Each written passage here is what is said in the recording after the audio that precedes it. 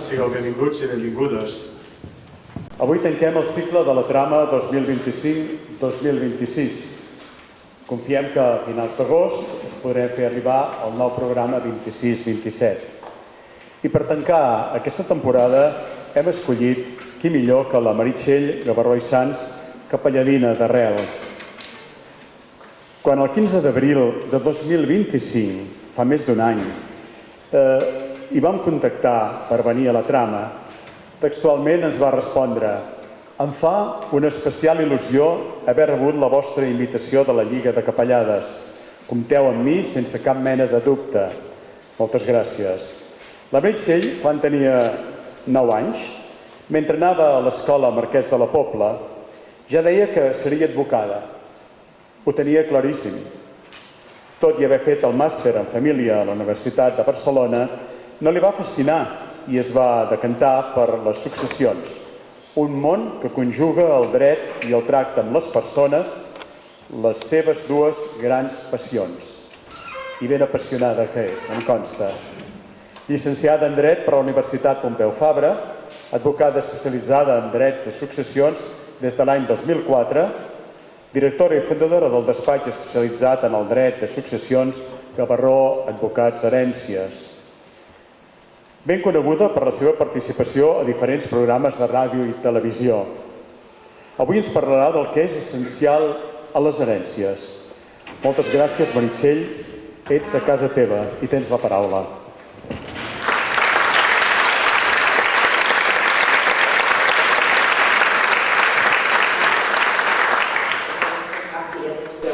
Bé, moltes gràcies per aquesta presentació, però has de saber que m'obligues a agafar els primers, perquè jo això ho apuntava al final i jo crec que m'ha fet emocionar al principi, però bé, diu que l'ordre dels factors no alterarà el producte. Amb el vostre permís, amb el puc. Llavors, efectivament, és veritat que textualment et vaig respondre el que has dit, però és veritat, avui jugo a casa. Un 28 d'agost de 1980, diu el meu DNI que vaig néixer a Capellades. No és veritat, perquè mama va néixer a la Mura de la Vida, no? A la Mura. Però estic inscrita al registre civil de Capellades. Per tant, sí, em sento a casa, no només jugo a casa, sinó que m'hi sento. I de debò crec que moltes gràcies a tot l'equip de... I a tot l'equip de la Lliga, que em consta que feu molt bona feina, quan veure els cartells i que suporten és molt important aquí de Lliga, no? Doncs de debò que moltes gràcies per aquesta invitació, que insisteixo que fa molta il·lusió. I com que tinc moltes ganes d'explicar-vos moltes coses, i el temps és reduït, perquè us unes festes del carrer i després hi haurem d'anar, i a més vull una estoneta perquè podeu fer preguntes, que és el que sempre acaba molt, doncs el que faig és començar i el títol que vam escollir és com estalviar impostos i conflictes en les herències, no? Perquè al final tenim bastant clar que a Catalunya les herències són molt cares, l'impost és molt car, i tots tenim clar que arreu del món, això sí que ja és internacional, el conflicte en les herències, diguem-ne que massa sovint n'hi ha. L'índex Malsalva, òbviament, si algú després volgués, jo no tinc cap problema amb enviar-vos, després vosaltres el podeu facilitar. Tenen un contacte WhatsApp Lliga que poden anar. Doncs això, perquè després aquí a vegades hi ha una mica de lletra, però que després jo el puc passar i el pugueu tenir. Bé, a veure, jo sempre dic que hauria de ser obligatori que tinguéssim el testament fet. Però jo avui començo explicant-vos què passaria o què passa quan les persones faltem sense haver fet testament. És la llei qui decideix qui hereta i en aquest cas, fixeu-vos, si faltem, quan no hi ha testament, si faltem haver-hi fills, només fills, que són vídues, que són mare soltera, aquests descendents, aquests fills meus, serien els hereus. Però si jo falto estar casada o sent parella de fet, això ho tenim els catalans, jo tot l'explicaré avui en llei catalana. Si jo falto estar casada o tenir, conformant una parella de fet, i a més que hi hagi fills, siguin en comú o no, en aquest cas, el cònjuge o la parella de fet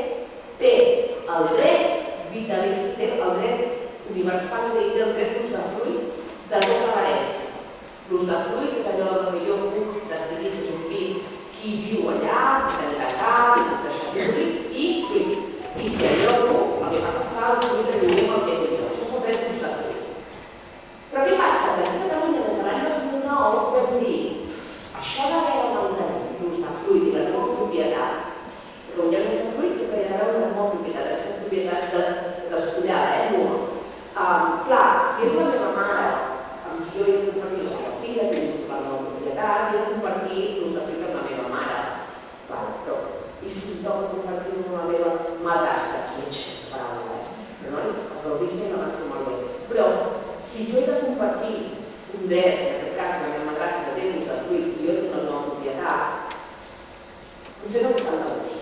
I potser a la segona dona del meu pare tampoc li ve de gust, no? Llavors, el que vam fer els catalans és que vam dir legislem i donem l'opció en aquesta vídua o vídeo a que pugui exercir el dret commutar.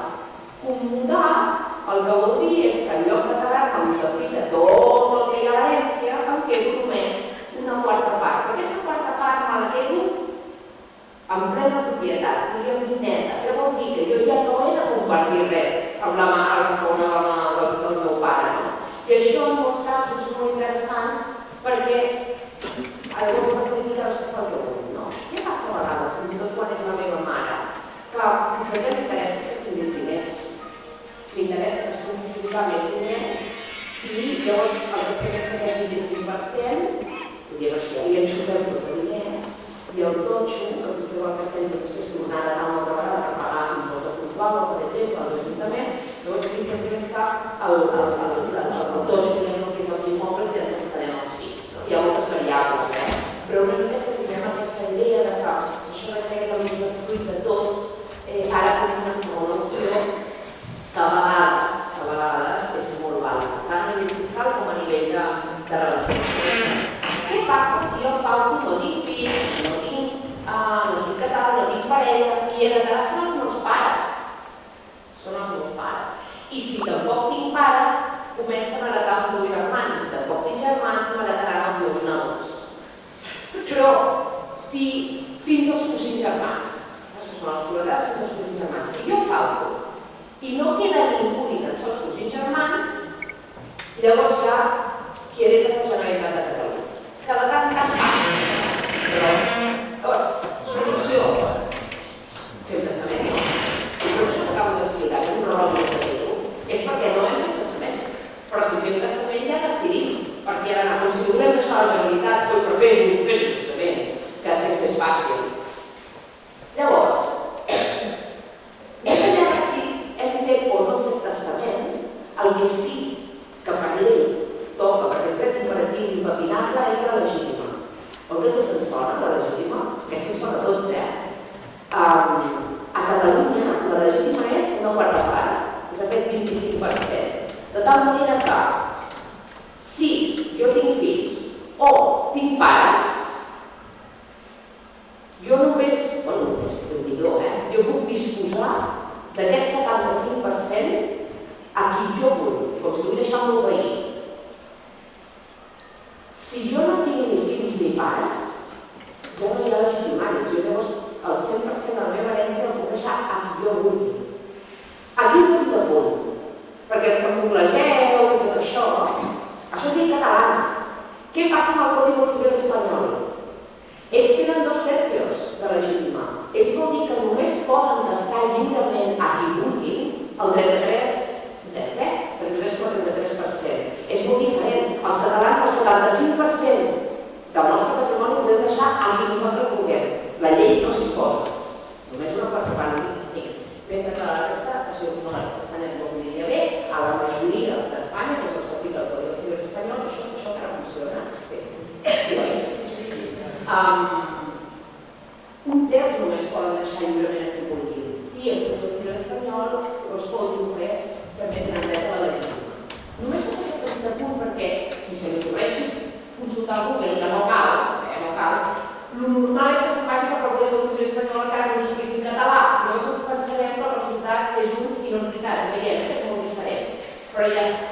Llavors, jo us vull explicar la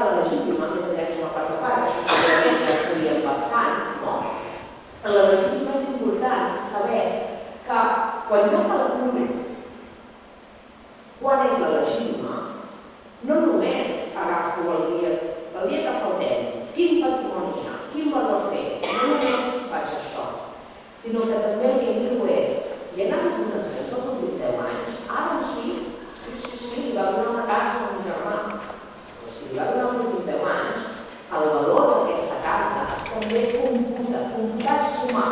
Per tant, quan calculem legitimats, alerta que no només el que hi ha, líquid, el que hi ha el dia que jo falto, sinó que també hi ha un donato, que és més fàcil d'entendre, això no és el que dins, el donato, una donació, o la informació és suficient. Però el donato, els béns que haguessin donat els últims 10 anys. I sí, i aquesta és bona, perquè aquesta és dona molt. Quan més o menys l'edat, més o menys l'edat que jo veig, és que no veig res, jo ho intento, dic que no veig res, però ara sí, confirmo que més o menys l'edat que tinc per aquí baix, era fàcil que els pares us haguessin donat o bé el pis o la caseta per no casar, o bé us haguessin donat cèntims per pagar l'entrada o per comprar directament aquest pis o aquesta casa, que havia de ser el primer habitatge, que com abans us casàveu per anar a viure d'opció, era casat, en casa, i llavors aquella època també era molt sota la del rei, diguem-ne, i el que passava és que aquestes donacions del primer habitatge es feien si es feien davant de notari, aquesta és l'altra, però si es feien davant de notari, a dia d'avui, aquestes donacions, encara que són molt més de 10 anys, aquestes donacions també entren a formar part d'aquest còmput i també han de sumar. I si el va donar l'empresa, si el va donar l'empresa o diners per emprendre, això també suma, també computa. Què passa? Avui és diferent. Avui totes aquestes operacions es formalitzen a la monetària, perquè les donacions són més barates si les fas a la monetària. Llavors aquí deixarem rastre. Però la nostra època moltes vegades diu, què nen? I diu, ho des damunt de la taula de la monetària, oi? O directament ja ho compraven i ficaven el nom del fill. Però un fill de 20 anys o de 22 anys tenia 3 o 4 milions de pessetes o què volia? 800.000 pessetes un pis diria, tenia la petita, sí, 800.000 pessetes, no? Devia valer un pis, però era molt diners 800.000 pessetes com perquè un fill de 23 o 24 anys hagués pogut arrugar i estalviar. Per tant, d'aquí traiem edificis que són els pares que fan la donació. Jo no us explicaré res més de tot això, perquè veieu que és complicat. Però per què us he explicat precisament això? Perquè veieu que estem a la legítima per tapar la dignitat substint? Sí, però alerta, que és una institució molt més complexa, que s'han de mirar moltes més coses, no només el que tinc el dia que fa. I després, la imputació, imputar restat. Jo vull reclamar la legítima, no m'han deixat res. Vull reclamar la legítima, d'acord?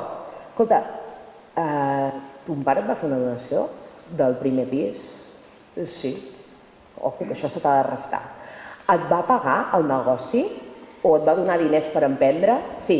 Ojo, que això s'ha de restar. Per tant, també hi ha aquest exercici de restar. Si jo soc, que la meva germana em vol reclamar a mi, jo soc l'hereva, i em vol reclamar a mi la legítima, jo pensaré, espera't, que li van donar no sé què, no? Llavors anem a veure si aquelles donacions li he de restar, li puc restar, perquè jo soc l'hereva, per tant, ganes de pagar la legítima segur que no en tindré, per tant, he de mirar a veure si puc restar-li i si li puc restar millor, i si no li puc restar, doncs em tocarà pagar. Llavors, com a últim del tema de la legítima, el desheretament. Aquest que sempre em pregunten, sempre volen parlar de desheretament. Són pesats aquests de la tele amb això del desheretament? Perquè, clar, és molt morbós. Un pare o una mare que no li vulguin deixar ni tan sols la legítima al seu fill, és greu, Són situacions greus, perquè la majoria de pares i mares ho deixem als fills.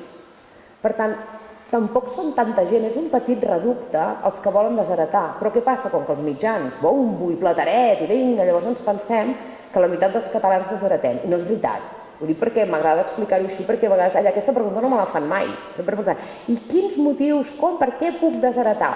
Doncs bé, puc desheretar, en síntesi, quan no tinc relació, i no tenir relació vol dir no tenir relació, que no ens veiem, que no ens truquem, que no ens enviem whatsapps, avui dia tot això, i a més, tota la culpa de que no hi hagi relació ha de ser del fill. Tan sols que el pare o la mare tinguin una mica de culpa, però és allò de, ja està, el desertament ja no funciona. Per tant, a dia d'avui, tot i que desheretem, perquè ho fem, ho hem de fer davant de notari, tot i que desheretem, a dia d'avui desheretem més, com a càstig, perquè el dia de demà tu vegis per escrit que jo t'he castigat i que no t'he volgut ni deixar legítima, que no pas per l'efectivitat que realment té, perquè no és tan efectiu, perquè després, quan això acaba en un jutjat, com que la culpa és negra i no la vol ningú, què acaba passant?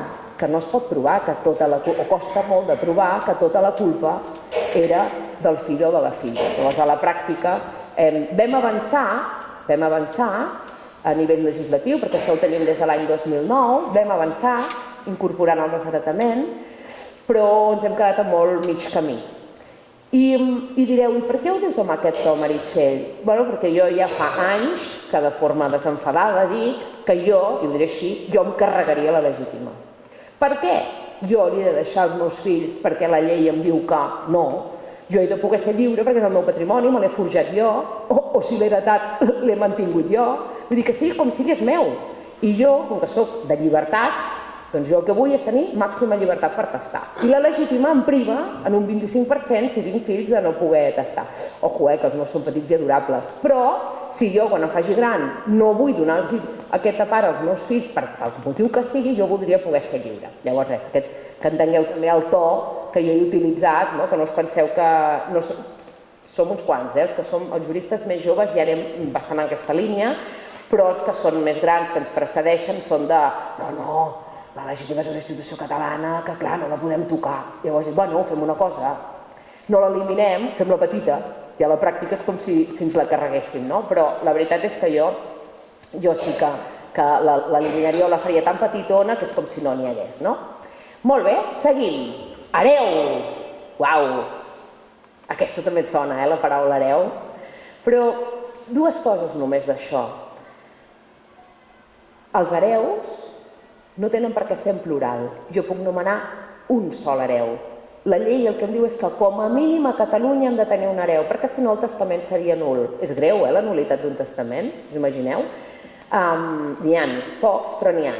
La qüestió és que a vegades aquells que són més grans o que, direm, de la Catalunya profunda, jo aquí Capellades no ho considero, de la Catalunya profunda, però alguns que venen a veure quan els dic que poden nomenar més d'un hereu diuen, sí, això home, clar, qui ho ha dit que només pot ser un hereu? I això enllacem amb el de després. Això de que l'hereu havia de ser el gran i el xicot, bueno, no, perdó, ho he dit malament, oi? Havia de ser el xicot, i si hi havia diversos xicots, el xicot més gran, però fixeu-vos que no ho havia dit bé això, no ho he fet després, ho he fet sense voler. Doncs, qui ho ha dit això? La llei no ho ha dit mai, mai. La llei catalana mai ha dit que havia de ser el baró, el fill baró i de més edat. Però era un costum tan arrelada a la nostra societat que teníem allò que en diem l'hereu català. Que l'hereu català no hi diu enlloc. Això ens ho hem inventat nosaltres, no? I per tant només m'agrada molt trencar aquest mite. I jo ara us afegiré una cosa, i és que des de fa uns anys ençà que jo he anat pensant és que la figura de l'hereu català no estava tan malament, perquè la critiquem molt i el que hem fet és que a la societat catalana ens n'hem apartat absolutament i ara tot ho volem fer a parts iguals. Perquè és com que defugim. I jo dic, per què? Perquè com a societat ens estem empobrint. Repartir tant empobreix. Llavors jo dic, i això ho estic treballant, Això ho estic treballant, algun dia tindré una conclusió ferma. Però jo dic, i per què no podem fer l'hereu català del segle XXI? Si jo tinc una empresa i tinc altre patrimoni, i a l'empresa hi treballa el nen o la nena, perquè això és veritat, com això sí que hem evolucionat, ja no necessitem que sigui el nen, les dones som igual de vàlides que els homes, si jo i tinc el nen o la nena que m'estan treballant el que és l'empresa familiar, aquest teixit de petita i mitjana empresa que tenim tant a Catalunya, per què l'he de repartir? Perquè tinc 2 fills? O perquè en tinc 3? I jo defujo. Però per què? Perquè llavors el que hi està treballant ha de pagar els altres? Els ha de compensar? Ha de pagar l'impost de successions? Sabeu com acaba això? Que venen els estrangers i ens ho compren tot. Les multinacionals ens estan comprant aquestes petites i mitjanes empreses que els que ho hereten no poden suportar-ho perquè si han de compartir els beneficis, si t'he de pagar la teva part. Jo ho estic veient, això. I quan veus això dius, alguna cosa estem fent malament. Llavors, en un altre capítol seguiré explicant lo de l'hereu català al segle XXI perquè jo mateixa encara hi estic, fixeu-vos que encara em falten conclusions, però de moment llenço aquestes idees que a mi em van passant pel cap i que quan a la Meritxell li passa alguna cosa pel cap, després això acaba tenint conseqüències, no? Lots, llegats i prellegats. Fixeu-vos que el que estem fent és un testament. Hem parlat de legítima, hem parlat dels hereus, i ara que parlarem és de això de les parts iguals. Si no tinc negoci, puc fer parts iguals, tampoc passa res. I jo és bàsicament amb el negoci que tinc aquest pensament que us he compartit. Però ho hem de fer a mitges? Perquè una cosa és parts iguals i l'altra és fer-ho a mitges. Si tinc 2 fills, que ja sabeu que a mi les mitges no m'agraden, que les mitges no són bones, que les mitges porten molts problemes, que és inevitable, encara que es portin bé. Segur que tots els que esteu aquí coneixeu una situació, com a mínim, en la qual això que els hi deixessin a mitges no ha acabat bé la història. I no acabat bé no vol dir que deixin de parlar-se, senzillament que no els hi ha complagut haver d'estar tota la vida compartint aquell pis o aquell local amb son germà. I no s'han esbarallat perquè no han volgut. Però si parlessis i t'expliquen la veritat et diuen jo hagués preferit tenir una cosa jo sol i no tot compartit. Per tant, no me'n vaig al conflicte, perquè és molt fàcil caure en això, sinó que me'n vaig amb les famílies que han estat ben avingudes, però que tampoc els hi ha comprat per això, perquè tu tampoc saps el que tens, després tu també tens fills, també has de fer testament, llavors ja ve l'altra generació, vinga, embolica que fa fort. Per tant, fem lots. Fem lots. Això per un i això per l'altre. Meritxell, és que saps què passa? Que jo només tinc un pis. I tinc 2 fills, llavors no puc fer lots, és veritat, no pots fer lots. Però no pots fer lots, però sí que pots fer alguna cosa. Hi ha un dels 2 fills que creus que és millor que es quedi el pis? Deixa-li el pis amb aquest, i diu, sí, home, espera que no he acabat. I llavors li dius a aquest fill que li compensi, o li exigeixen, no? Li dius, ho deixes per escrit, està clar que si no ho complirien, que li compensi, que li doni la meitat del valor del pis, que li doni a l'altre fill. Ja ho estàs fent a parts iguals. És a parts iguals, oi? Si el pis val 10 i el que es queda 10 li ha de donar 5 a l'altre, queden 5 i 5. Això ja és a parts iguals, però no és a mitges. Per tant, el que li deixem el pis, si al cap d'un any se'l vol vendre, no ha de demanar permís a ningú, que faci el que vulgui. I l'altre haurà cobrat. I l'altre amb els diners també que faci el que vulgui. Per tant, són exemples, n'hi caben molts, però és perquè entenguem els conceptes de les mitges, que a vegades diuen, és que clar, és això, és que jo no sé com fer els lots, no, sí que es poden fer. I el fet, això és una qüestió, i ara el que us explicaré ara, és una que a mi m'agrada molt, perquè funciona molt bé, i és que és un tema fiscal, no? És a dir, encara no hi hem entrat en la fiscalitat, però els que ja ho heu patit sabreu que l'impost de successions no és barat. He de dir que a Capellades els valors no són com per exemple a Barcelona. Tots sabeu que treballo a Barcelona, ens venen herències a tot Catalunya i es nota molt. Es nota molt quan són de pobles, els valors, i quan són de ciutat. Però si hi ha algú d'aquí que ha d'heretar un pis a Barcelona i no és l'habitatge habitual, calceu-vos. Calceu-vos, els valors són molt alts. És veritat que si l'anem a vendre també, ja, però és que potser no el vull vendre, me'l vull quedar per mi, però jo l'impost de successions l'hauré de pagar en aquests preus que són, aquests preus no són preus, són quotes d'impostos que són importants. I en determinats casos, que són masses, des del meu punt de vista, és escandalós. Què podem fer?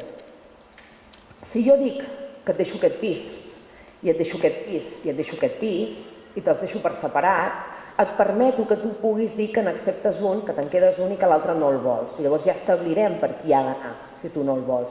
I això em dona joc amb la fiscalitat. Després s'ha de vestir molt més el testament, perquè el que no faré és dir que jo no me'l quedo, això salta amb un fill meu que és relativament jove i jo no vull veure segons què, és a dir, jo vull tenir el control. I hi ha mesures per controlar de més i de menys, depèn, perquè cada família, hi ha famílies que volen controlar més i d'altres no tant, vull dir que hi ha instruments. Penseu que aquesta llei catalana que jo us vaig remetent, que és el llibre quart del Codi Civil de Catalunya, venim del dret romà i sempre l'hem tingut molt complert i som una societat, diguem-ne, que a l'hora de legislar el nostre dret de successions el que hem fet és adaptar les necessitats que la societat tenia i posar-li nom a la figura. I totes venen del dret romà. Vol dir que nosaltres no hem inventat res, ja s'ho van inventar aquella gent que eren molt llestos. Total, pensem que hi ha maneres de fer el testament perquè després puguem decidir i puguem fer que ens costin menys els impostos. Llavors, això es fa via el testament. I la marmessoria us ho explicaré després, perquè ara em va bé aquesta diapositiva, que jo us dic, el testament, que és el que hem estat fent fins ara, és com si féssim un testament, és l'eina per excel·lència i per antonomàsia per poder planificar. I per què planifico jo? Planifico per dos motius, que ja han anat sortint, però és que és normal que es repeteixi. Planifico perquè vull pagar el mínim d'impostos i, per tant, o m'ho treballo una mica abans o quan em trobi el pastel allà, poca cosa, pot ser que pugui fer coses, però vaig més venuda. En canvi, si jo el que faig és que m'ho planifico a la meva manera i em faig un traje a mida, segur que m'agradarà més, perquè si no vaig una mica amb el que em trobi allà, que em trobi, vull dir, un testament més estàndard i llavors tens menys opcions per poder fer. I, òbviament, també ens servirà el testament per intentar que se'ns barallin el mínim, d'acord? Però parlàvem de que quan parlem de planificació, i aquí ara tirarem més, ja tenim clar la voluntat, ja sabem com ho volem repartir entre els nostres fills, això ja ho tenim molt clar, anem a mirar la fiscalitat. Aquest impost de successions que tenim estan cedits a les comunitats autònomes i a Catalunya, que a vegades, i permeteu-me que sigui punyent, ens les donem i critiquem els altres, doncs l'impost de successions és la Generalitat de Catalunya que el posa. Ho dic perquè això ho hem de tenir clar. I fa anys i panys que estem pagant massa. L'única vegada que jo recordo des que exerceixo i ja em comença a fer, perquè soc joveneta, oi? Però ja comença a fer uns quants anys que treballo d'això, hi va haver un moment que el Mas va prometre, com a promesa electoral, l'Artur Mas i Gavarró, ell en ve baixa, jo en ve alta, va prometre que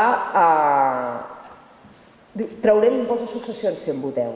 I van sortir, que llavors encara era Convergència, i retroactivament va fer el que té la Ayuso a Madrid. No, l'impost de successions mai s'ha eliminat. El que van fer és que si tu dius que el 99% del que et toca pagar de la quota te la bonifico, a la pràctica, allà no paga ni Cristo, que és el que tenen a Madrid, insisteixo. I això ens ho va fer entre pares i fills i nets i també amb els cònjuges i les parelles. A aquella època ho pagàvem, era fantàstic. He de dir que el despatx va baixar la feina perquè, clar, si no paguem impostos, però és igual, és que ja tenim feina amb altres coses, no? Però allò va durar un any i mig, un any i 3/4, perquè va dir que les arques de la Generalitat necessitaven recaptar l'impost de successions i que ho havia de tornar a fer. I no es va quedar curt, no. I des de llavors només hem fet que pujar l'impost. I jo em queixo. A vegades em donen veu i a vegades em veten. Però jo aquí, com que m'han dit que podia dir el que volgués, de fet ja no m'heu dit res, vull dir que en cap moment m'heu pretès vetar, per tant jo ja interpreto que puc dir el que vull, ho dic i amb majúscules i subratllat, perquè hi ha herències que arriba a ser confiscatori. Ho direm així que queda fi, però cadascú ho tradueixi amb el verb que vulgui. Per tant, fent un petit resum, què va passar? En plena pandèmia, fins ara us he fet com uns antecedents històrics perquè entendre d'on venim i cap on anem crec que està bé, però en plena pandèmia, el dia 1 de maig del 2020, que estàvem tancats, recordeu-vos que aquella data encara estàvem tots tancats, estava morint el doble de persones respecte a l'any anterior a Catalunya. I al govern de la Generalitat no se li va ocórrer res més que aprovar una llei en la qual ens pujaven els impostos una barbaritat i ho hagués pogut fer i hagués pogut dir jo aprovo una llei i que això comenci a aplicar-se al desembre, que representava que la pandèmia hagués hagut d'anar a la baixa. No, l'aprovo ara i l'aplico des de dia... O sigui, a partir del dia... Qui va morir el dia 1 de maig del 2020 va pagar... No puc dir el doble perquè depèn de cada herència, però va pagar molt més que el que hagués mort el dia 30 d'abril. Ja ho sabem que es talla, però ho van fer en un mal moment, Allà van pujar molt els impostos i allà sí que em van vetar. No em van deixar parlar enlloc. Tots els que enviàvem deien, hosti, que interessant i tal, perquè ho vam preparar com que no teníem feina, no? Doncs vam preparar una cosa ben feta i tal, hosti, que interessant. No, Meritxell, no cal. Què passa? Vaig despenjar el telèfon i vaig dir, què, ja veto, no? Ja veto. Des de la Generalitat no es va permetre que en parléssim, sobretot els que en sabíem. Llavors em van posar 4 palatrecos per allà que només parlaven de no sé què, no van entendre pas quin canvi legislatiu hi havia i amb això van donar per fet. Ho dic perquè això també s'ha de saber. I llavors què va passar? Que el 2022, al gener del 22, un any i mig després, no, 2 anys després, perdó, que sembla que no sàpiga comptar, és igual. El cas és que això de que tenemos que armonizar el impuesto de sucesiones a toda España, o que no se'n sortiran, i suposo que ja ho veien, es pensen que són tontos, i llavors van dir, hemos armonizado el método de cálculo y de valoración de los inmuebles en todo el territorio español. Molt bé. I què heu fet? Ens hem inventat els valors de referència. I què implica això? Doncs implica que un pis de Barcelona, que podíem tenir un valor mínim fiscal, com ho fèiem llavors, que no és el catastral, És a dir, el catastral multiplicat per uns coeficients i et deien, com a mínim, declara'm això i no em queixaré. Deia l'Agència Tributària de Catalunya. Doncs, perquè us feu una idea, pisos que valoraven entre 100 i 120.000 euros, de sobte els havies de valorar per 250.000 euros. Sabeu el que és pagar impost per rebre un pis de 120.000 euros? Sabeu el que és pagar impost per rebre un pis de 250.000 euros, que és el mateix pis i que aquí sí que no havien variat els valors i si tu anaves a vendre, valia exactament el mateix el pis. Però aquí ens van fer una pujada indirecta. No, l'impost no l'hem tocat. Home, a veure, un moment. És veritat, l'impost el 2022 no l'heu tocat, però la pujada dels valors, aquí les herències van carregades d'immobles. Altres països no, però aquí són propietaris. I aquí les herències es transmeten immobles. Si tu em fas pujar el mínim valor que jo he de declarar en una herència i, per tant, pagar impostos, m'estàs pujant l'impost de forma indirecta. No m'enganyis. Per tant, 2020 ens pugen l'impost, 2022 dir els valors de referència ens fan que paguem més i després el 24 fan un petit retoc que hi ha aquest mal salto. Conclusió. Hem de planificar, ens obliguen a planificar. I si entrem en el que és l'impost de successions, i no patiu, perquè jo això sí que us ho passaré molt ràpid, només us explicaré 4 cosetes, perquè si no això, imagineu-vos un quadre així, no? Nosaltres sempre estem treballant amb quadres d'aquests, fan un mal de cap, jo que soc de lletres. Mireu, important, això d'aquí. Els fills a Catalunya i els fills a Catalunya, els primers 100.000 euros que rebem per herència no paguem. 100.000 euros. Jo puc rebre 100.000 euros del meu pare i no pago. Rebo 100.000 euros de la meva mare i no pago. Perquè penseu que cada persona de nosaltres es desprendrà una herència. D'acord? Per tant, són 100 del pare, 100 de la mare. Si jo sóc neta, són els primers 50.000 euros. Saps què diuen? És que els nets els surt més car. Bueno, clar, perquè comencen a pagar abans. És a dir, els fills tenim 100.000, els nets en tenen 50. Molt bé. El cònjuge també en té 100.000, cònjuge o parella de fet, també en té 100.000. I què passa amb els germans? Aquests són els germans i el tercer són els nebots. Aquests, els primers 8.000 euros són gratis i després paga. Llavors, pels que us ho voldreu mirar, que ho vulgueu demanar, només us explico que aquí hi ha la columna de l'estatal, això és Catalunya, i aquesta és una llei estatal. No és lo de Madrid. Hi ha una llei estatal que serveix per aquells casos en els que la comunitat autònoma no regula el seu impost de successions i per tant van per la llei estatal. Més cosetes curioses. Sabeu que estem començant a tenir herències que els que hereten són fills de més de 75 anys? És fort, Però on està Filomena? Crec que no la veig. Filomena, hem quedat que has d'arribar fins al 100, que vingui a la teva festa. Clar, què passa? Què passarà? Que la Lídia, quan hereti, ja en tindrà 75. I què li passarà? Que els... que s'entén més quan es fa un exemple? Mireu, els fills que hereten, que ja tenen 75 anys, el que els hi passa és que tenen els primers 100.000 perquè són fills, aquest ho tenim tot. És el pa sota el braç, que diuen que naixem. Però després aquests fills que tenen 75 anys, els primers 275, o no, els primers no, els següents 275.000 euros tampoc pagarien. Llavors ja s'han assegurat per això, perquè a veure, t'ha de durar el pare o la mare per tu tindre 75. Llavors ja se n'assegura, perquè això queda molt bonic de cara al paper, però a la pràctica en tenim algun i fan gràcia amb els notaris i diuen, ostres, que fora un altre, però és de tant en tant. De fet, si fos massa sovint ja no seria notícia. Què passa? Que és molt interessant les minusvalideses. A veure, si jo tinc a partir del 33%, també tinc 275.000 euros que no pago. I si tinc a partir del 65, això vol dir que ja estic més fotut, els 650.000 que rebo no pago. La minusvalidesa no va lligada, veieu que no va lligada, aquí deia del grup 2, el grup 2 és aquest nucli dur, són els fills, però la minusvalidesa veieu que no hi diu res, no és que m'ho hagi deixat, és que qualsevol persona que tingui una minusvalidesa del 33%, que això m'ho podria provocar una sordera forta amb una orella, que jo l'altra hi sento, però que una no hi sento, o un defecte visual.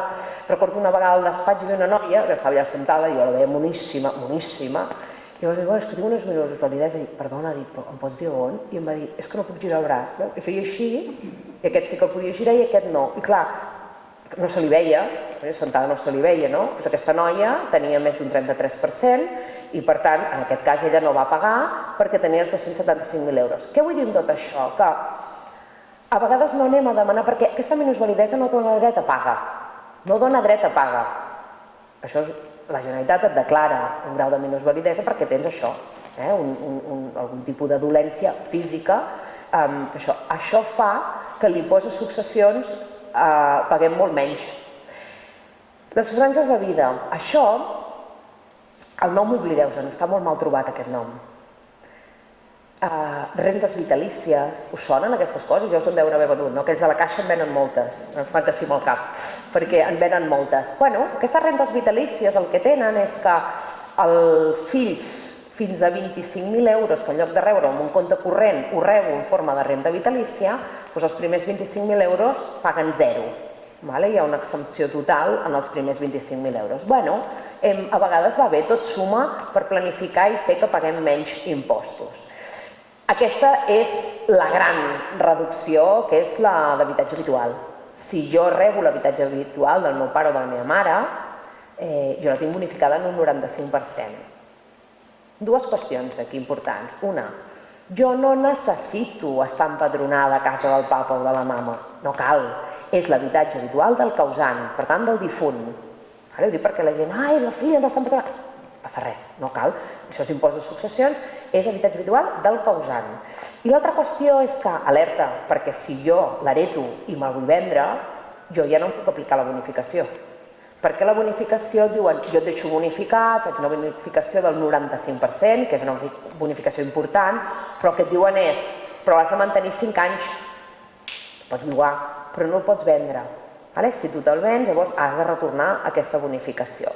I per últim, la reducció per empresa familiar, que això és quan tinc una empresa, i la transmeto, jo falto, i llavors l'hereten els meus fills, i en aquest cas també és una bonificació del 95%, que són bonificacions importants aquestes. Llavors, l'impost de successions va del 7%, fixeu-vos, del 7% fins al 32%. Tela, el 32% és un terç. A partir de 800.000 euros que un fill m'hereti, pagarà el 32. I per què jo dic que un fill m'hereti? Perquè...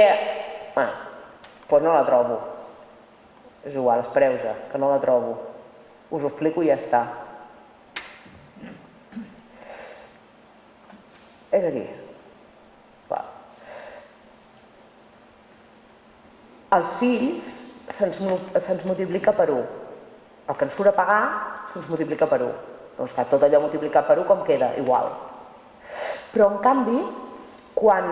ja sé per què no hi era, perquè l'he tret, que si no era molt llarg. Ara dic, on és, que no la trobo. Llavors, quan qui hereta és la meva germana o el meu nebot, la quota que els surt a pagar se'ls multiplica gairebé per 1,6. Però és que quan hereta és el cosí germà, o el veí, o se'n diuen estranys, la quota se'ls multiplica per 2. És a dir, si surt a pagar 20.000 euros, 20.000 per 2, 40.000.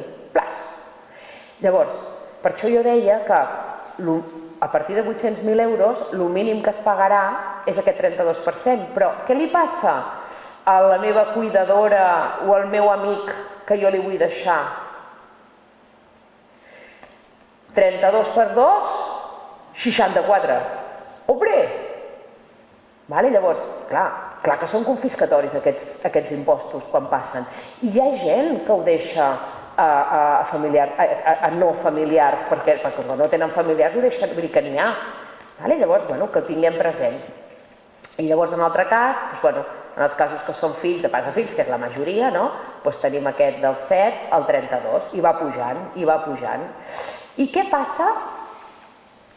I què passa quan el fill que m'hereta és estalviador, heretat o ha guanyat molts diners i fa impost de patrimoni? Aquest el castiguen. Els fills que hereten, que fan impost de patrimoni, que paguen impost de patrimoni, amb aquests aquí els castiguen. I els hi posen uns coeficients, veieu? Si el patrimoni va de mig milió a 2 milions, és el patrimoni del fill que està heretant, Doncs aquí li fiquen 1,1. Clar, depèn de com, veus 1,15 i a partir de 4 milions ja és 1,2. Però tot són coeficients, un per aquí, l'altre per allà, que encara fan que augmentin més aquest impost de successions. Això només ho tinc aquí per explicar-vos que, us en recordeu que us he explicat que el Mas no havia tret l'impost però que havia fet una bonificació del 99% de la quota i que era tant amb els fills com els cònjuges?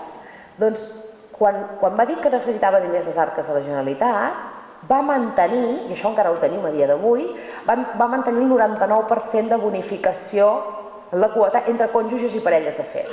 Per tant, a Catalunya, a dia d'avui, i portem molts anys així, si hereta el meu home o jo hereto d'ell, és molt barat. És molt barat, doncs sí. Perquè un 99% de la quota és com a Madrid, que no paguen.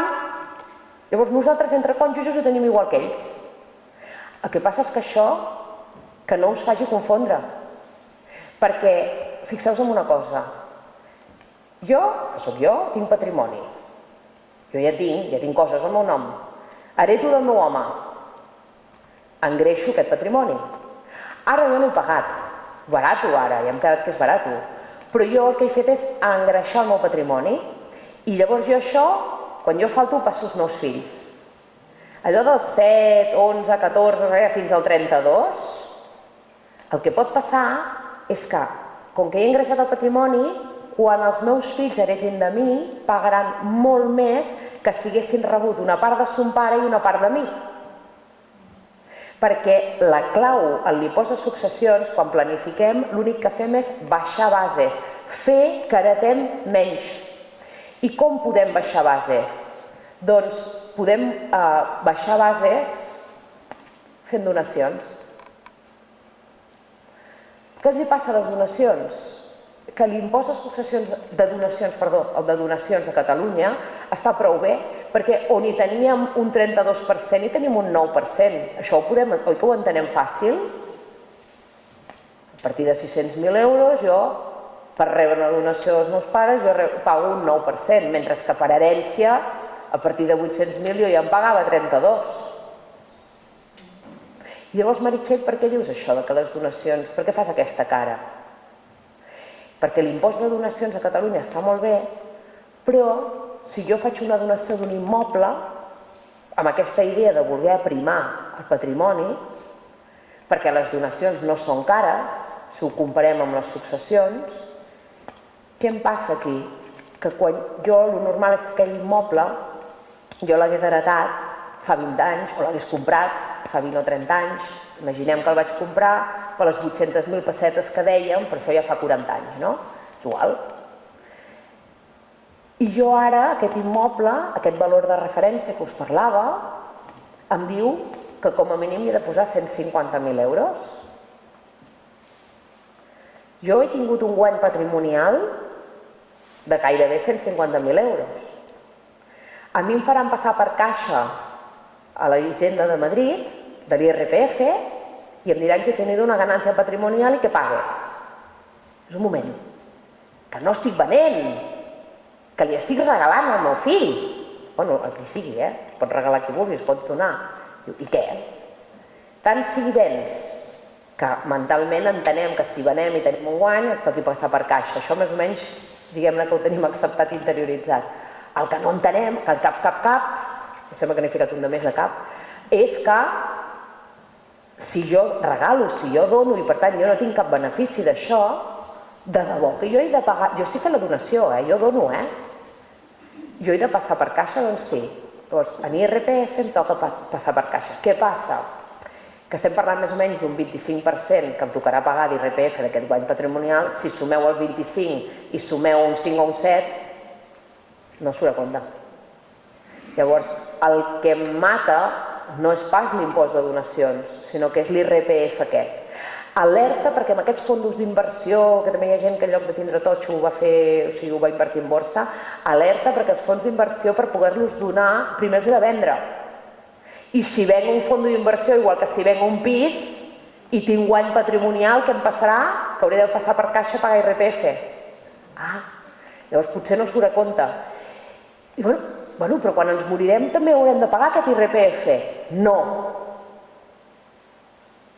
I ara us diu una frase molt lletja. La plusvalia del muerto no tributa. Lletja, Però serveix per entendre que en aquests casos que jo tinc un guany patrimonial molt gran i em toca pagar amb IRPF si vull fer la donació, és igual, ja esperarem per herència. Llavors, hi ha vegades que, depèn de com està configurat el patrimoni, la veritat és que per aquesta via poc podem planificar, i d'altres que sí que va bé, d'altres que sí que es pot fer. Llavors, com a petit apunt que us pot servir, és que a Catalunya, quan fem donacions als nostres fills que són joves, era 32 i ara ho han canviat. L'altre dia vaig llegir, em sembla que és 35 o 36 anys, és a dir, els joves cada vegada són més grans. Perquè, clar, van de 32 i jo pensava, mira, ja no hi som. Jo tampoc hi soc ja, amb 36, però el cas és que ho estem allargant, això. Llavors, podem fer-los donacions de diners, per exemple, perquè puguin comprar-se el seu pis, primer habitatge, això sí, i els 60.000 euros, fins als primers 60.000 euros que els hi donarem, tenen una bonificació del 95%. Estem parlant de l'impost de donacions. Però no us emocioneu, perquè això d'aquí va al 5%. Sabeu de què estem parlant, aquesta superbonificació que demanen 50.000 coses? 2.850 euros. Vull dir que, home, clar, a veure, si ho compleixo, els aprofito, però no em faran embogir, 2.850 euros amb el que arriben a demanar i després, si no ho compleixes, llavors t'ho fan tornar amb interessos. Perquè se les donen que ens regalen coses i no ens regalen res. Anem acabant. Aquí diu herència o donació. I això és un quadre, perquè la gent diu, però què em surt més a compte? Ara, oblideu-nos d'això de l'IRPF, imagineu-vos que tenim els diners al banc, en un compte corrent, i per tant, jo en tinc 10 i en dono 10. Llavors fem l'exemple molt fàcil, que a vegades és això, els tenim al compte corrent o amb un dipòsit a termini, aquests no generen guany patrimonial, per tant, aquests sí que els podem donar amb aquests tipus impositius que dèiem del 5%, fins a 200.000 euros, un 5% està molt bé, si ho comparem amb tot l'altre que us he explicat. Llavors, fixeu-vos, si jo dono 200.000 euros al meu fill, la quota és un 5%, són 10.000 euros. Si jo dono 200.000 euros, perdó, si el meu fill hereta 200.000 euros, paga 3.825. Com és que paga poc? Us recordeu que els primers 100.000 euros que rebem els fills són gratis? Això és importantíssim. Per tant, si tinc 200.000 euros, jo no li dono res al meu fill. Si li dono és perquè vull, però no pensant en planificar per pagar menys, perquè no em surt a compte. Anem amb l'exemple amb 500.000. Allò, subiem de l'aposta. Impost de donacions, 31.000. Successions, encara em continua sent més barat fer-ho per successions. Que aquí, si no vull pagar tant amb això, el que he de fer és una mica de donació i la resta per successions. Però fixeu-vos, a partir d'1.000.000 d'euros, veieu que està d'un altre color? Aquí s'inverteix. Comença a sortir més barat fer donació que no pas rebre per herència. I ja per no dir amb xifres més altes, això és per veure-ho, és una comparativa, és per veure-ho. Però jo no faria, aquesta sí, aquesta ho deixaria tot per herència, aquesta no ho deixaria tot per herència, perquè aquesta jo el que faria és que una part faria donació, si no tingués IRPF, i l'altra deixaria per herència. I la suma de la donació i del que em tocaria de successions seria més petita que 27.930, segur. I amb aquestes, més de lo mismo, també seria això, és la combinació de donar una mica, aprimar allò que dèiem, aprimar una mica el patrimoni, i després ja deixar coses per després per rebre per herència. La part de l'impost hem acabat i llavors jo em reservo dues coses més per explicar-vos. Una, el pacte successori. Això segur que m'ho heu sentit moltes vegades dir. El pacte successori és un testament blindat. Tinc un amic meu, que és professor de dret civil de la universitat, que diu: Meritxell, cada vegada que et sento que dius que el pacte successori és un testament blindat, em grinyola les orelles i et fots. Perquè és la manera d'explicar de forma planera, perquè clar, explicat tècnicament és una mica barroer, perquè només igual, perquè jo el que estic fent és intentar que s'entengui el concepte. Un testament, jo me'n vaig cap al notari, faig el testament i l'endemà el canvio, no? I vaig jo sola. El faig, el desfaig, com a mi em sembla. Pacte successori no. El pacte successori, fixeu-vos el nom, amb el nom ens en recordarem. Pacte, jo sola, com que no pactaré gran cosa, no jo sola. Un pacte és, com a mínim, dues persones. Successori, què pactarem? La meva successió, d'acord? Què passa amb aquest pacte successori? Oi que dues persones, quan pacten alguna cosa, una de sola no pot fer el que li doni la gana, sinó que per modificar allò han de tornar a pactar, han de tornar a seure's, parlar i signar? Doncs això és el que passa amb el pacte successori. Per això n'he dit testament blindat.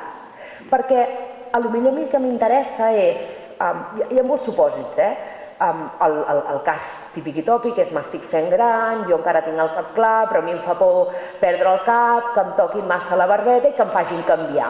I jo ara tinc clar com ho vull decidir. I ho vull fer ara, i ho vull blindar. És meu, continua sent meu, però ho vull blindar-ho. Doncs pacte successori, però això té un risc. Si després ho vols canviar i la persona que t'ha vingut a signar no vol canviar-ho, què fas? Llavors, alerta, a mi m'encanten els pactes successoris, però també em fan molta por. Llavors, si jo tenia previst, perquè jo el pacte successori puc fer-ho d'un sol pis, puc fer-ho de tot el meu patrimoni, aquest és el que em fa molta por, el de tot el patrimoni. Però si jo tinc un pis que li vull donar a la meva nena i em ve la Meritxell Gavarró i em diu: home, li surt una mica cara, he de fer la donació, senyora, perquè clar, té això del guany patrimonial en renta, això de l'IRPF que hem parlat.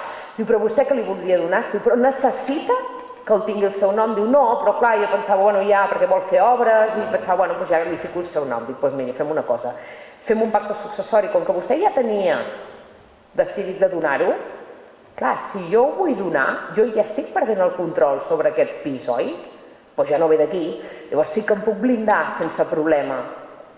Llavors jo continuo sent la titular, però jo ja em blindo que no ho puc canviar per testament, em blindo que no ho puc vendre, que no puc fer res, no puc hipotecar, no puc fer res, sense el consentiment d'aquesta filla meva en qui jo estic dient que el dia que jo falti aquest pis anirà per ella. Aquests, per exemple, m'agraden molt, per això dic que m'agraden molt, però n'hi ha que em fan una mica de por, no?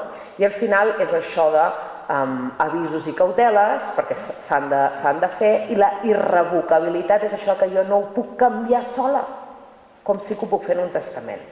Per tant, existeixen, que sapiguem que existeixen, a vegades és la gran solució, també els tenim des del 2009, És que hi ha moltes coses que no fa tants anys que les tenim, però que sapiguem que existeixen. I, com a últim apunt, el reglament europeu. Tenim un reglament europeu de successions. N'hi ha molts de reglaments europeus, no paren aquells d'Europa també de legislar. Aquest ens afecta directament. La nostra llei catalana, que jo ja he estat explicant, no ens la toca, no interfereix. Els reglaments europeus el que fan sempre és que respecten les lleis dels estats membres. I el que fan és que uniformitzen com regular determinades coses que abans l'un anava cap aquí i l'altre anava cap allà. Què passava? Que hi havia estats que regulaven, això nosaltres tenim el Código Civil espanyol, això ens n'hem d'anar cap al Código Civil espanyol, i hi havia estats que deien qui falti un estranger no nacional espanyol que falta aquí, se li aplicarà, això deien, això deia el Código Civil, bueno, encara ho diu, 9.8, diu, se li aplicarà la llei de la seva nacionalitat. Això ho deia el Código Civil.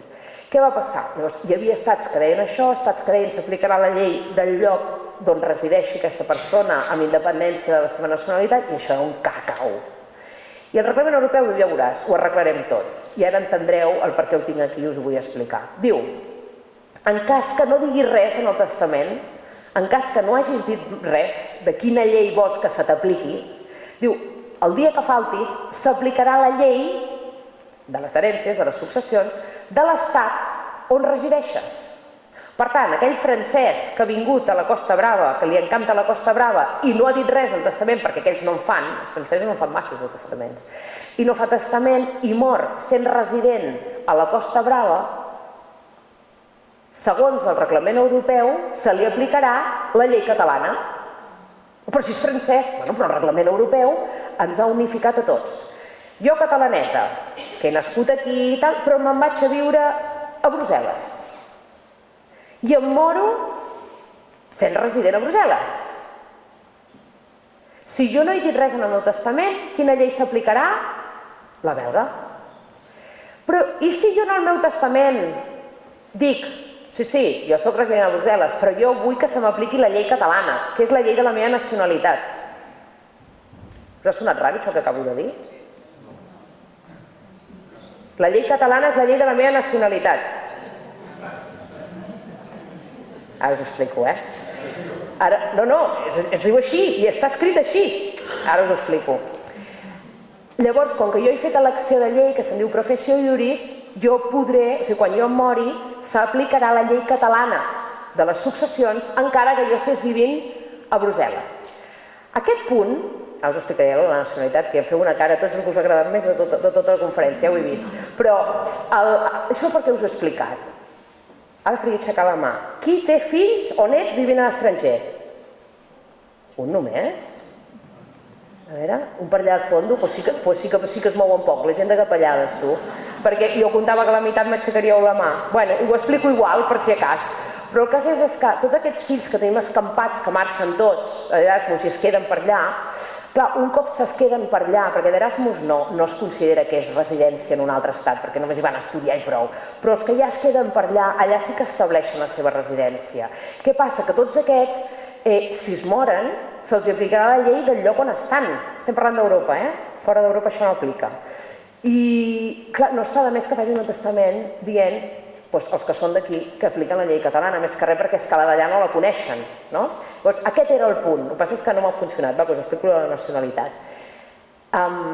Com que territori espanyol, en termes de dret de successions, hi ha diverses lleis. Jo he parlat del Código Civil espanyol, que és el que aplica a les Castilles, a Madrid, a Andalusia, per tant, la gran part del territori, però gallecs, bascos, navarresos, a Balears, Aragó i Catalunya, sembla que no em deixo cap, tenim drets propis, que això ens ve d'això, que els hem mantingut. Doncs llavors què passa? Que el reglament europeu va haver de fer com una mena d'excepció perquè, clar, va dir la llei de la nacionalitat. Clar. Llavors, els catalans, com que tenim dret propi, als gallecs els hi passa el mateix, no són únics. Llavors el que diuen és llei de la nacionalitat, que en aquest cas és estat plurilegislatiu, llavors se va per aquí. Però se'n diu així, és a dir, que ho podem dir i ho diem correctament. Llavors, que tingueu en compte això, vull dir que si teniu algun amic o algú que tenen fills fora, feu-los aquest comentari perquè això és important, perquè si se t'aplica una llei que no la coneixes i que és molt diferent al que tu haguessis volgut, bueno, si més no que puguis decidir si fas testament o no per poder-ho canviar. I m'han dit una hora i jo he estat una hora i us vull donar les gràcies per tota aquesta atenció que us heu portat la mar de bé.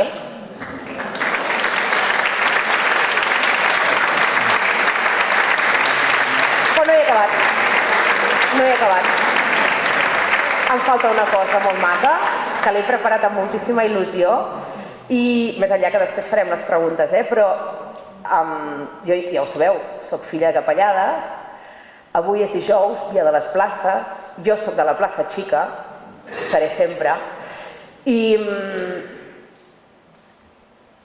jo tinc arrels capelladines i jo també ballava a les festes del carrer. I volia compartir amb vosaltres, això és lletra de la meva mare, festes del carrer del 1985, del juny del 85.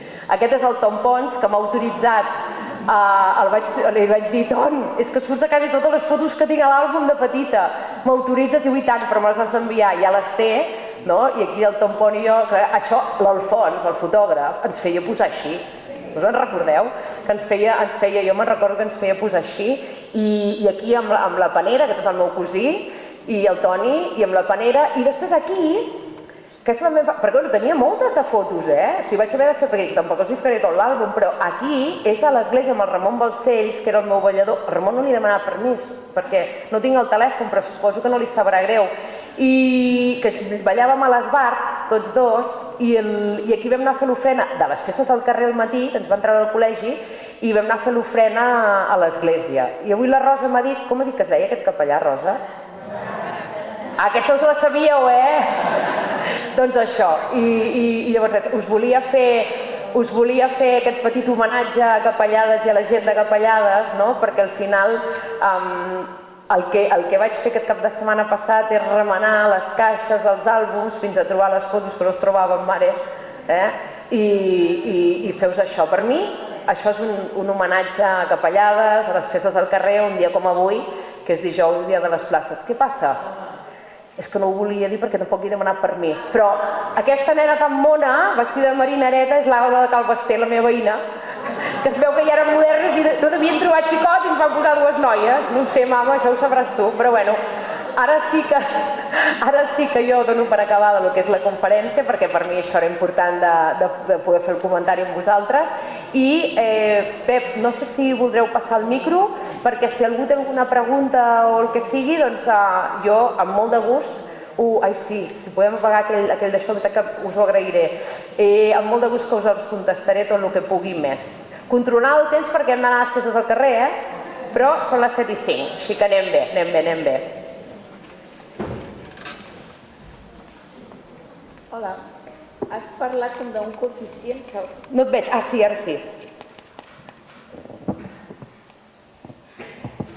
A veure, ara? Sí? O sigui, que ve com un coeficient segons el patrimoni del que hereta. Aquest patrimoni, si per exemple tens un pis a Barcelona, que té una hipoteca, el valor que és el del pis o el pis menys la hipoteca? Mira, aquí encara no s'hi estan posant i fixa't que jo anava repetint, si aquest fill fa impost de patrimoni. I aquesta és la mesura, perquè si no és molt difícil, no? Llavors, què passa? Si aquest fill ja s'ha comprat el pis, a Barcelona és supercar tot, és una passada, o sigui, el que sentiu a la tele jo crec que es queda en curs. Llavors, si tu compres el pis, m'ho invento, val 500.000 euros, què us sembla? Doncs amb 500.000 tampoc compraràs gran cosa avui dia a Barcelona ja, o sigui, és molt bèstia. Bueno, a no ser que te'n vagis cap al Carmel, que això al final és extra radi, però bueno, la gent està marxant, La gent està comprant a Badalona, està comprant a l'Hospitalet estan marxant molt a comprar perquè allà són una mica més baixos. Bueno, torno a la pregunta. Doncs imagina que és un pis de 500.000, si és el primer habitatge, els primers 300.000 en impost de patrimoni estan exempts, i si a sobre té hipoteca, llavors fixa't que per molt que l'hagi comprat per 500.000 no arriba. Anem a fer l'exemple amb un pis d'1 milió d'euros. És una borrada ja, però perquè entenguem l'exemple. 1 milió, li restes 300.000 d'exempció per habitatge habitual, que això és una misèria, en pisos de Barcelona. Llavors, clar, si la hipoteca és a 200.000, imagina't que li queda una hipoteca de 200.000. Clar, 300 d'exempció més 200 d'hipoteca són 500.000. Ja? Però és que llavors ja té un patrimoni de 500.000, representa. Veieu com es calcula? Llavors, què passa? Tots els antics, no els antics vull dir les persones que van adquirir fa molts més anys, en l'impost de patrimoni no posen ni el valor de referència, que és molt alt, i òbviament el d'adquisició, si li va costar, jo què sé, li va costar 200.000 euros, bueno, si li va costar 200.000 ja en té, mira, fem-ho que li va costar 150, que així em dona més, 150, 300, imagina que té 3 pisos de 150.000 euros, que ho va comprar per 150, no arriba a 500, ho veiem? Llavors aquest, com que no fa impost de patrimoni, no li aplicarem aquest càstig per tenir. I aquí és veritat que hi ha aquest punt, però què passarà? Que els que heretaran aquests pisos, com que ja els heretaran els valors alts, aquests ja els hi tocarà el rebre a tots. O sigui, el problema és que quan heretem, com que ens toquen aquests valors alts, ens toquen a tots a patrimoni, llavors. Sí, sí.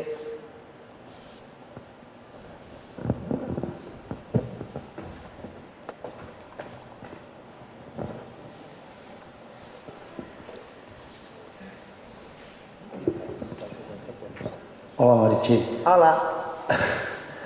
Fa molta gràcia parlar amb tu, no t'havia vist de petiteta. Ah, sí? Saps que no et conec? Ja em coneixeràs, ja. Vale. És que entre aquestes llums que... Perdona, una cosa que a mi em balla pel cap. Això que he arribat un pèl tard, això que has explicat de desheredar els fills, com es pot fer això legalment? Ells tenen dret al que toqui la llei, o es pot fer que no tinguin ni 5. És fort el que dic, Sí, és molt fort, jo ho he dit. Però funciona. Vull dir que funciona, que La forma més efectiva de que funcioni és... La més efectiva, ho hem fet un parell de vegades, a mi em sembla molt bèstia, donar-ho tot, donar-ho tot, es van quedar els usdefruits, això sí, clar, es van quedar els usdefruits, per poder cobrar els lloguers i poder viure al pis i tot, mentre es visqués, pensant en un senyor ara, ho va donar tot, tenia 61 anys, exempleat de banca, recordo molt, i no diré res més, no el podeu conèixer de cap manera, però no diré pas res més. I me'n recordo que ho va donar tot, ho vam donar tot a la segona dona i es va reservar els usdefruits. I l'únic que li vaig dir és, fulanito, recorda que has de viure 10 anys, com a mínim. Recordeu quan he explicat la legítima que deia suma, computa, que suma, les donacions fetes els últims 10 anys em sumaran igual, us en recordeu? Llavors jo li vaig dir, recorda que has de viure 10 anys, si no vius 10 anys l'invento no funciona, Però clar, si tu vols que funcioni de debò, i no vols estar en mans d'un jutge i de la prova que hi pugui haver en un procediment judicial, és dona-ho tot, et reserves els usdefruits, es va quedar els diners, però que va fer molt petita aquella legítima. I tot i així va desheretar, per si cas. Pregunta'm si em sembla bèstia. Home, sí, és molt bèstia. És una situació molt futura. És molt bèstia, però aquell senyor... Però hi ha gent que ens hi trobem. Aquell senyor de cap de les maneres volia que el seu fill heretés res, però res. Llavors va pagar l'impost de successió, de donacions. No hi havia IRPF, perquè clar, suposo que després del rotllo que us he anat insistint, ojo amb l'IRPF! L'IRPF en tenia molt poc, perquè ell tampoc feia tants anys que ho havia comprat, i ho havia comprat bastant car a l'època del totxo, saps? Just abans de la crisi del totxo, per tant, no teníem un problema en aquest sentit, va pagar l'impost de donacions, i ho va donar tot a la seva segona dona. Sí, llavors, ningú m'ha dit res, jo crec que encara hi és, i han passat els 10 anys ja, perquè estàvem a l'altre despatx, ja fa 10 anys, o sigui que han passat els 10 anys segur. Aquesta serà la manera més efectiva. La resta és via testament.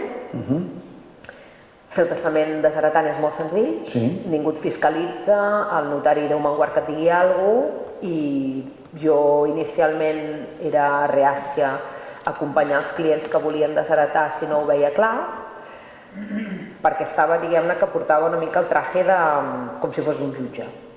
Fins que vaig entendre que igualment aniria a parar amb un jutge i que si les persones necessiten desheretar perquè és el que necessiten emocionalment, perquè és el càstig, i si tu el que vols és que el teu fill o la teva filla es porti bé, Això és el que tot pare i mare volen. Espera un moment, que m'està tocant l'arracada i us molesto.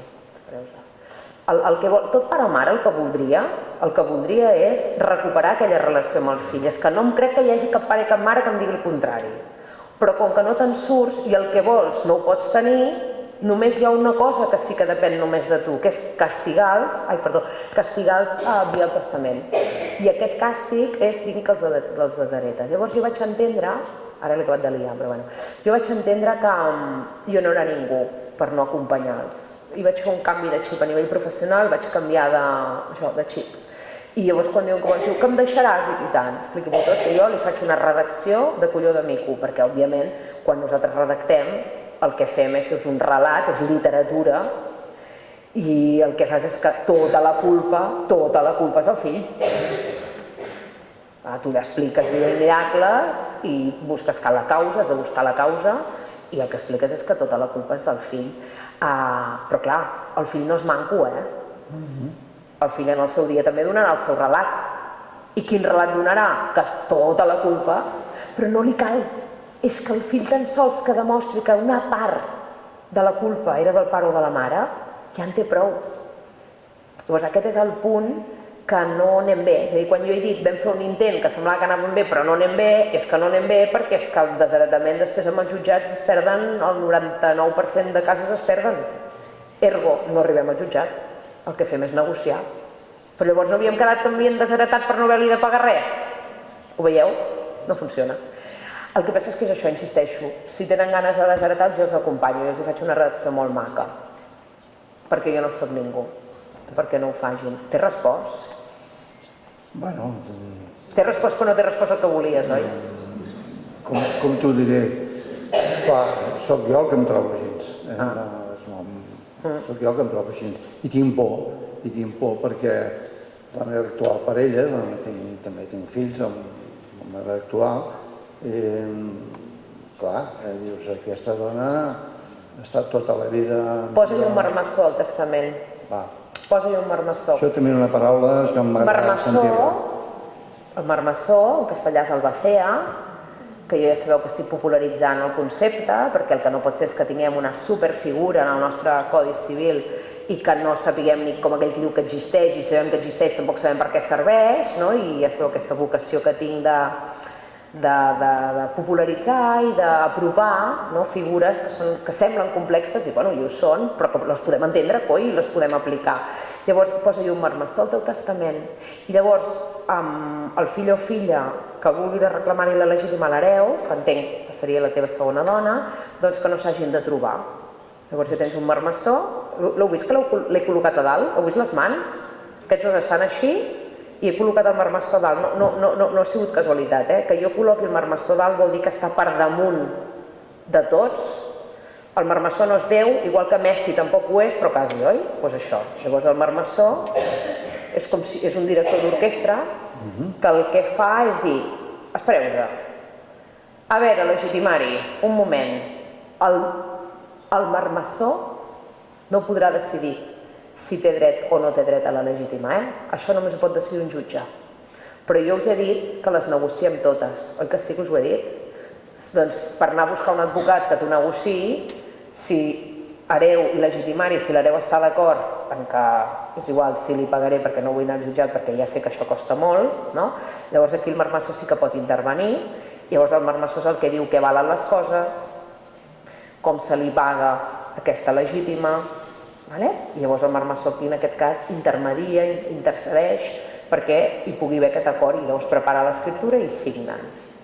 Però el marmessó és una figura que et pot parar una mica al cop, sobretot perquè no hi hagi xoc entre aquestes dues persones. I qui diu un legitimari i unes segones noces, que aquesta es veu molt clara i cada vegada n'hi ha més, també diu dos fills meus que jo ja sé que se les tindran, encara que els hi deixi superben arreglat, ja trobaran la manera de trobar-se, no ho permetis. No ho permetis, nomena un marmessó i encara que es vulguin trobar no es podran trobar perquè el marmessó, a part d'estar dalt, és com Déu, vull dir, quasi és Déu, és omnipresent. Llavors, clar, si a mi em ve ma germana i m'apreta i li dic, a mi no t'avalis, si jo tampoc decideixo, vés a parlar amb el marmessó i a veure què diu. I és una manera, perquè amb les herències moltes vegades el que passa és que n'hi ha un que jo crec que a vegades arriba a rozar el acoso.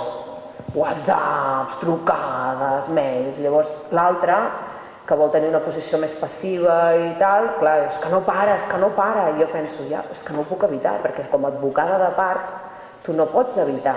Però si sóc marmessora sí que puc, perquè li envio un mail o li faig una trucada i el deixo tieso, el deixo tieso. Clar, perquè dic, és que tu això no ho pots fer, perquè jo com a marmessora me n'he d'encarregar que tot estigui com una bassa d'oli. I tu ara mateix no estàs fent res perquè sigui una bassa d'oli. O sigui que si he de prendre mesures, les prendré. I clar, i la llei és molt àmplia, li dona molt poder al marmessor, que llavors que el pot fer servir, és a dir, si el necessita. Llavors, sí que és important una cosa amb el tema de la marmessoria. Ho veieu que té molt poder, marmessors, que en té molt. Llavors, vigileu, és a dir, dues coses. Una, que en el testament quedi molt clar què pot fer, què no pot fer i el per què nomenem aquell marmessor, no? Perquè a mi el que m'agrada és, com me'ls escric jo mateixa, no? Ho faig jo. Però a mi el que m'agrada és traçar-me molt el camí, perquè, home, jo confio no tornar-me boja i no fer el que d'això, però fixeu-se, quan m'apreta un per aquí i em diu tira cap allà, li dic no, que no veus que el camí està per aquí, llavors com que em volen apretar, jo els dic no, però que no veieu que jo tinc escrit que he de fer això, és a dir, per molt que a mi em sembli o em deixi de semblar, jo no sortiré del patró del camí que m'han traçat. Això és molt interessant, perquè això em protegeix a mi com a marmessora de rebre demandes. Penseu que els marmessors, si pensen que no ho fas bé, et demanden a tu, dius, home, jo no m'hi havia posat per això, no? Llavors, la marmessoria té aquest punt, diguem-ne, que si el treballes bé i marques bé el camí, no et poden apretar, encara que tu pots mantenir igual de ferm, però és més pràctic. I això, i serveix per apaciguar, i per solucionar, per evitar un jutjat. Però amb el desheretament, si realment hi ha molta pugna i no hi ha reconeixement de la legítima, el marmessor no pot solucionar la papeleta perquè s'ha d'anar amb un jutge. Més preguntes?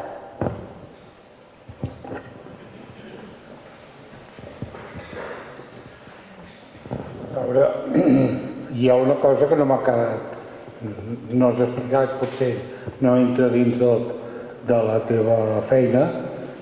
Com es calcula el valor d'un primer habitatge, per exemple, comprat fa 30 anys? O sigui, Efectes de legítima? a efectes de... No, a efectes generals, a l'hora de repartir.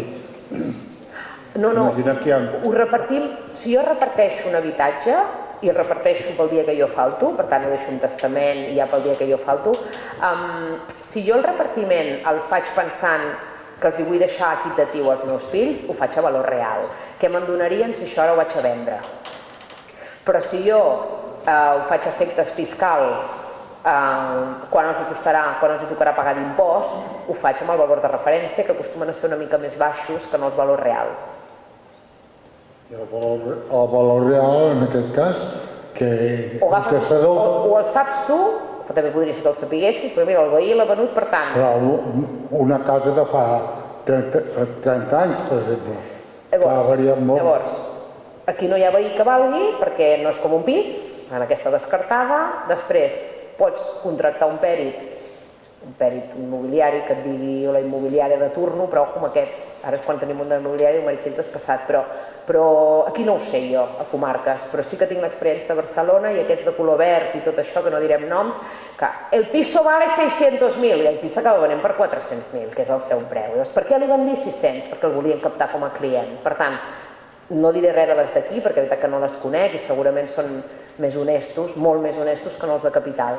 Però el tema de la immobiliària podria ser una solució, i si no, hi ha una pàgina web del BBVA, una aplicació, perdó, del BBVA del banc, que fiques i allà et diu, perquè ells et diuen el valor com si ells et el tassessin per fer-te una hipoteca. Llavors això, a vegades ho fem servir perquè això és gratis, això és gratuït. Clar, en canvi, si tu agafes un pèrit que te'l vingui de pago, pot ser que no te l'encerti, perquè una casa, què val? El que diu el pèrit o el que te'n vol pagar el que te'l compra? Sí, per això. Perquè una cosa és el preu... És molt flexible. Exacte, i l'altre és el valor. Això, jo, a veure com ho calculeu una miqueta vosaltres... Depèn de per què ho volem. Si ho volem per pagar impostos, fiquem lo mínim, i això ja ens ho dona la Generalitat. Sí, per pagar impostos.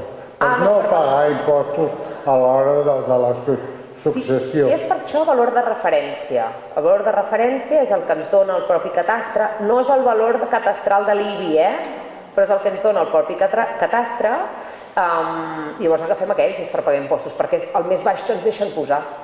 Sí, la resposta sí, això era molt ràpida i molt fàcil, ben enredat. Vale, perfecte, gràcies. Valor de referència, que on l'haig d'anar a buscar? Això el catastre. Al catastre. Via el catastre ens Però el no és un donen. valor catastral. No és el valor catastral i no el tenim el rebut de l'IBI, sinó que hem d'entrar amb el certificat electrònic i llavors ens l'obtenim. Perfecte. Perfecte, moltes gràcies.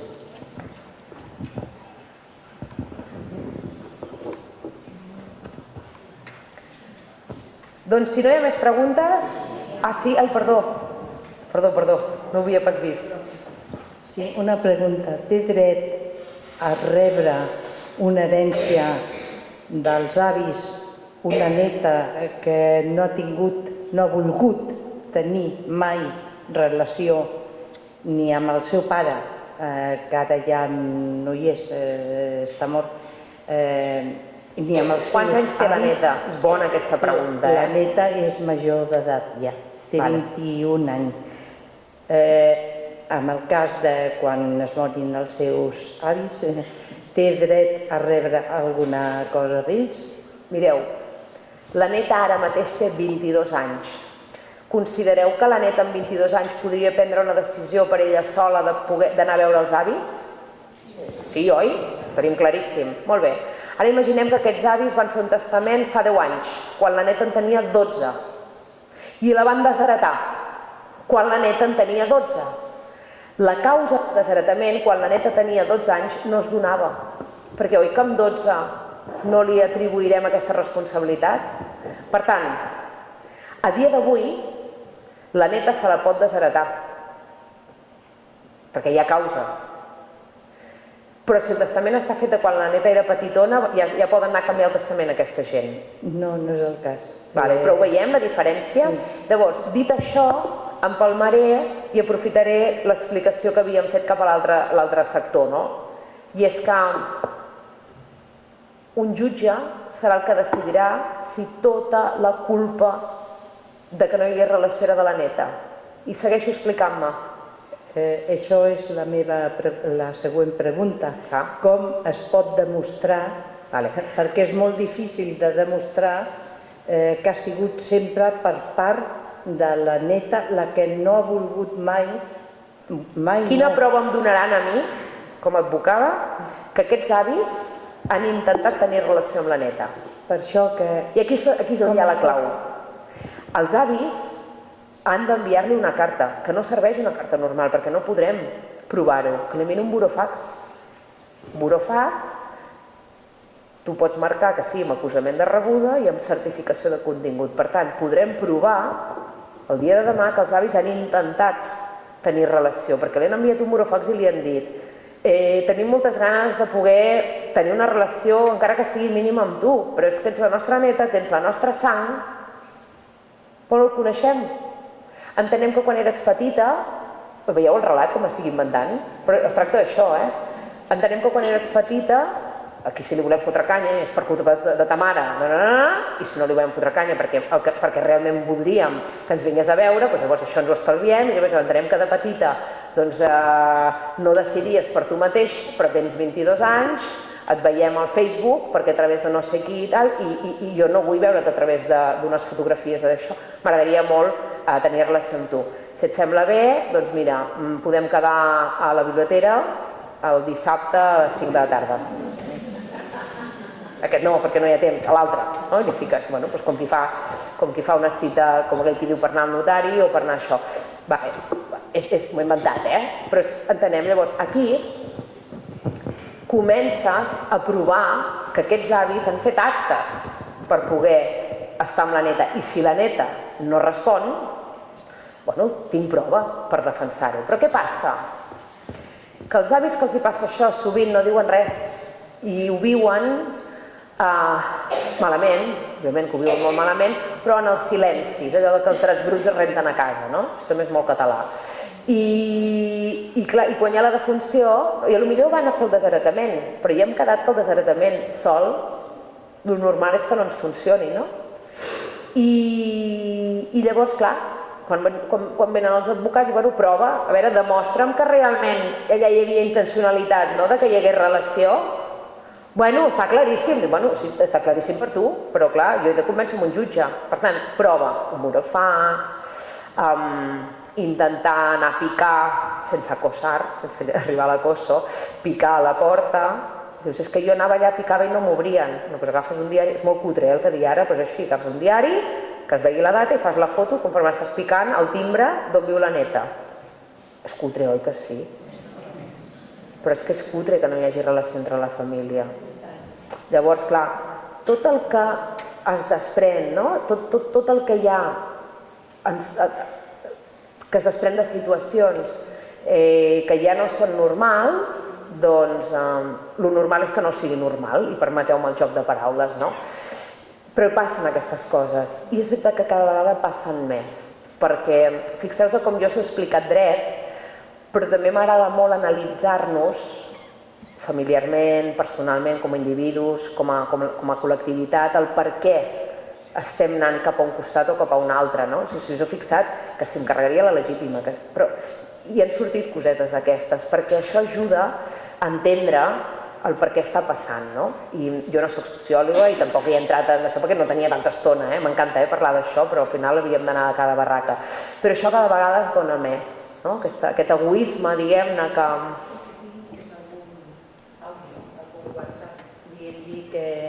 que podem parlar, però ja de fa, no d'ara que té 22 anys, de quan tenia 20 o 18 anys, dient-li... Això t'ho has de descarregar, Això t'ho has de descarregar i gravar-ho.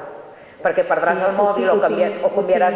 Ho veiem, tot allò, tinc el mòbil, sí, bueno, però està gravat, això. Encara no era major d'edat, o sigui... Però això està bé. Àudios. És prova, és constituir prova. Dient-li, parlem, dime lo que quieras, hablemos, mostrant-me d'una manera que estava disposada a per què no volia venir i què li passava. Això és necessari, és a dir, perquè hi ha vegades que hi ha avis que en realitat et diuen, però no la vull veure, Hi ha avis que diuen, no la vull veure, dic, home, doncs hauràs de fer veure que la vols veure. No? Però vull dir que no és pas el cas, per tant és constituir prova.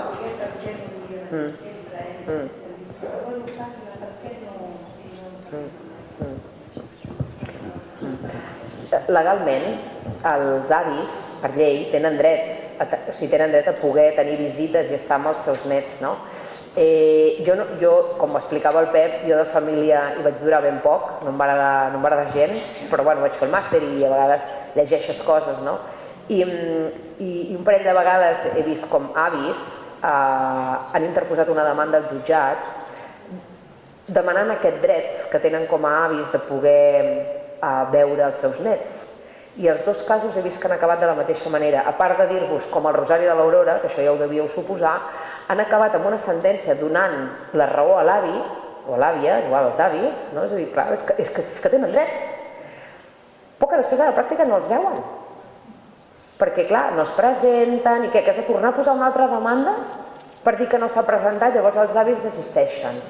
I llavors la meva conclusió és molt clara, és jo si fos l'àvia, no aniria al jutjat per intentar guanyar-me el dret via judicial, perquè tot el que és imposat a nivell de sentiments no funciona. Llavors, si alguna vegada m'han preguntat, que jo no m'hi dedico a això, però m'han preguntat, dic, la meva opinió és aquesta, no? I al final hi ha coses en les famílies que per molt que el dret no arriba a tot arreu, no? Llavors hi ha situacions que són desgraciades, diguem-ne, ho direm així, perquè és una situació desgraciada, no hauria de passar. I llavors, diguem-ne que si una de les dues parts no vol tenir relació, doncs no es pot obligar i llavors et quedes sense relació. El que et queda és això, fer un desheretament, i enllaço també amb el que deies, que és l'únic, jo entenc, això vaig entendre amb els clients, és l'únic que els hi quedava, que a dia d'avui encara és així, que els hi queda de forma unilateral que poden fer, que és el desheretament, perquè l'altre no depèn exclusivament d'ells, no? I és trist, és molt trist. Però m'agradaria que em fessin una altra pregunta, no podem acabar amb aquesta, perquè és trist. Alguna pregunta més? Anem a les festes al carrer? Ara sí, Ens veiem allà. Gràcies a tots.